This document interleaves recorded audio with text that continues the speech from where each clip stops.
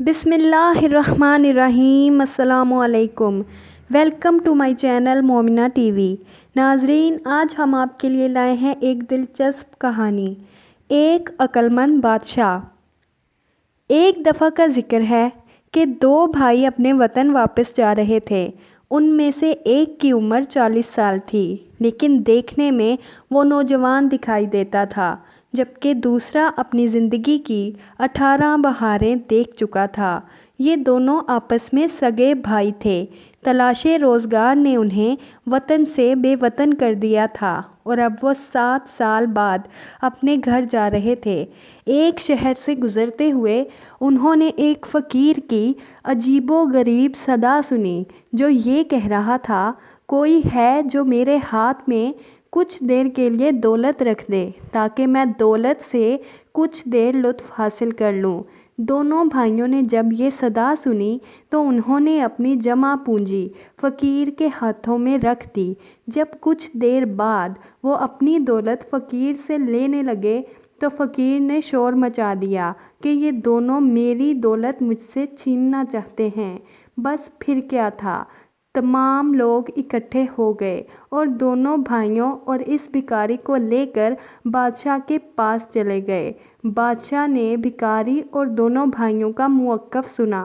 بھکاری نے کہا کہ یہ اس کی دولت ہے اور یہ دونوں بھائی اس کی دولت چھیننے لگے تھے کہ اس نے شور مچا دیا اور یوں معاملہ آپ کے پاس آ گیا۔ دونوں بھائیوں کا موقف تھا کہ ہم دونوں روزی کمانے آپ کے ملک آئے تھے اور قصاب کا کام کرتے تھے۔ اب ہم اپنے وطن واپس جا رہے تھے کہ راستہ میں اس فقیر کی صدا سنی کہ میں دولت کا مزہ حاصل کرنا چاہتا ہوں، کوئی میرے ہاتھ میں صرف کچھ دیر کے لیے دولت رکھ دے۔ ہمیں اس پر ترس آ گیا اور ہم نے اپنی دولت اس کے ہاتھ پر رکھ دی۔ جب ہم نے واپسی کا مطالبہ کیا تو اس نے شور مچا دیا۔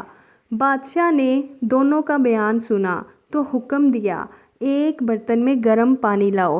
سب حیران رہ گئے کہ بادشاہ نے بجائے فیصلہ سنانے کے یہ حکم دے دیا۔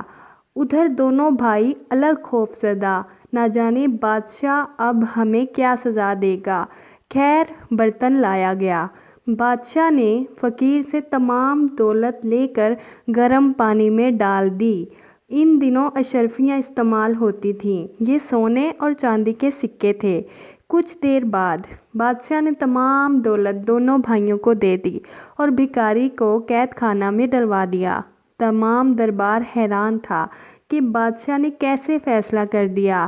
آخر ایک درباری نے ہمت کر کے پوچھ ہی لیا، بادشاہ سلامت، آپ نے یہ کیسا فیصلہ کیا؟ بادشاہ نے کہا، چونکہ دونوں بھائی قصاب ہیں اور گوشت کاٹتے بیچتے ہیں، ان کے ہاتھوں سے گوشت کے ذرات اشرفیوں پر لگ کر جم گئے تھے۔ گرم پانی میں گوشت کے ذرے الگ ہو کر تیرنے لگے تھے۔ بس میں نے اندازہ لگا لیا کہ بھکاری جھوٹ بولتا ہے اور دونوں جوان سچے ہیں۔